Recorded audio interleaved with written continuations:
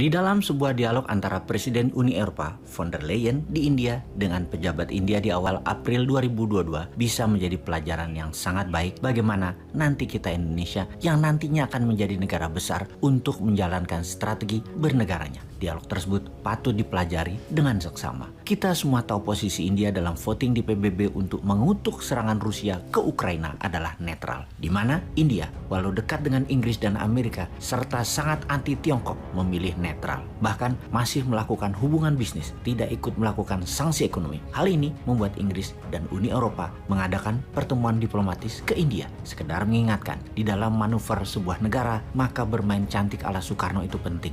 Namun sayang, hingga 6 presiden setelahnya masih belum menunjukkan jati diri bangsa Indonesia sebagai pemain global. Untuk itu, kita akan menjelaskannya. Kita contohkan India. Sebelumnya, kita jelaskan bagaimana Tiongkok bermain dalam percaturan politik dunia. Tiongkok seakan perang lawan Amerika. Namun transaksi terbesar dagang ternyata Tiongkok impor dan ekspornya ya ke Amerika. Begitu juga Amerika. Transaksi terbesar negaranya ya dengan Tiongkok, baik ekspor ataupun impor. Hal itu semua adalah secara dagang atau secara ekonomi. Namun secara ideologi Tiongkok dan Amerika berseberangan. Jadi yang perang adalah ideologinya, bukan dagangnya. Catat itu ya. Tiongkok yang komunis, Amerika yang demokratis, itu sangat berlawanan. Secara ideologi mereka perang. Amerika ingin semua negara itu menjadi negara demokrasi. Tiongkok tidak mempromosikan komunisnya, namun mempromosikan bantuan dalam tanda petik uang yang di kacamata pertahanan negara adalah jebakan. Tujuannya untuk menciptakan ketergantungan pada Tiongkok. Dengan demikian, tujuan bernegara Tiongkok untuk menghidupi 1,5 miliar penduduknya bisa bertahan selamanya. Disinilah Amerika tidak senang karena banyak kehilangan pengaruh di banyak negara yang berpaling ke Tiongkok. Di posisi dunia, ideologi Tiongkok itu dekat dengan Rusia, terutama cara kepemimpinan para pemimpinnya yang saat ini mengendalikan dua negara tersebut, yaitu otokrasi. Otokrasi adalah penguasa tunggal, sama halnya dengan Erdogan di Turki. Karena itu ketiganya dekat sekali hubungannya. Tiongkok itu membangun hubungan lebih personal pada mitra negara-negaranya. Xi Jinping dekat dengan Putin, dekat dengan Erdogan, dan Putin juga dekat dengan Erdogan. Mereka telepon-teleponan mungkin tiap minggu 1 kali selama menjabat. Dekat sekali hubungan pribadi mereka. Dan ingat, padahal Turki itu NATO loh ya. Kembali ke India. Ketika India ditekan Amerika dan Eropa Barat, Menteri Luar Negeri India menjawab taktis tekanan tersebut yang membuat ketua delegasi Uni Eropa tersebut terdiam. Ketika dikatakan oleh delegasi Uni Eropa membeli minyak Rusia artinya membantu Rusia membunuh manusia tak berdosa di Ukraina, maka jawaban panjang Menteri Luar Negeri India dengan mengatakan, siapa sesungguhnya yang membeli minyak dan gas dari Rusia yang terbanyak? Dari 12% minyak dunia yang dihasilkan oleh Rusia, 70%-nya dibeli oleh Eropa Barat, dan hasil gas alam Rusia, Eropa Barat membeli 60%-nya. Sudah sejak lama Eropa Barat bergantung pada Rusia. Kemudian dilanjutkannya, untuk membangun kekuatan perang Rusia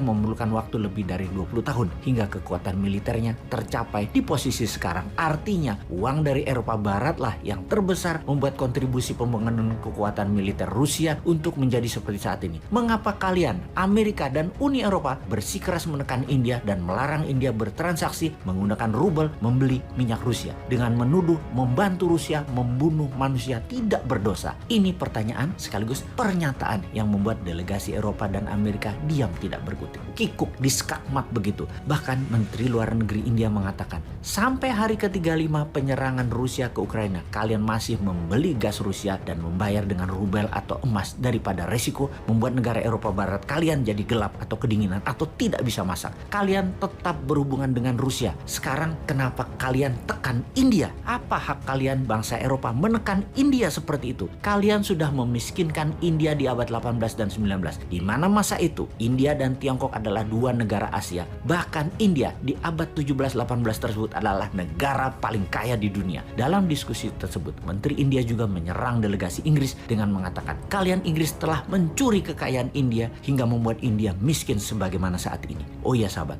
saat ini India sedang menuntut Inggris dengan meminta kembali apa yang dilakukan Inggris ketika menjajah India. Inggris dituduh telah merampok India senilai 43 triliun US dollar atau senilai 330 kali APBN Indonesia sekarang. Sang menteri pun melanjutkan, kalian Inggris membuat India di masa kemerdekaan selepas Perang Dunia Kedua menjadi negara termiskin dunia. Sekarang kalian mau mengatur India untuk taat pada kalian dan menentang Rusia. India adalah negara berdaulat. India bisa melakukan apapun tanpa ada yang boleh mendikte. Kalimat dari Menteri Luar Negeri India tadi demikian kuatnya sehingga menjadi pembicaraan dunia. Inilah yang kita, bangsa Indonesia, juga ingin mengatakan kepada dunia. Belanda telah merampok lebih dari 30 triliun dolar. Harus kita buat jera itu Eropa Barat. Indonesia harus menuntut dan meminta hak kita dengan menyuarakan kedaulatan negara Indonesia tanpa takut akan pengaruh Tiongkok, pengaruh Amerika, dan pengaruh Eropa untuk punya hak hidup sendiri di atas kaki sendiri. Kita tuntut mereka semua. Sulit kalau Indonesia pakai uang IMF karena ada uang Belanda di sana misalnya. Sulit kalau kita mau berdiri netral, beli minyak Rusia agar harga BBM rakyat murah karena 20% lebih murah beli minyak Rusia daripada minyak Arab dan minyak Amerika, agar Indonesia sungguhnya bisa lepas subsidi minyak. Karena takut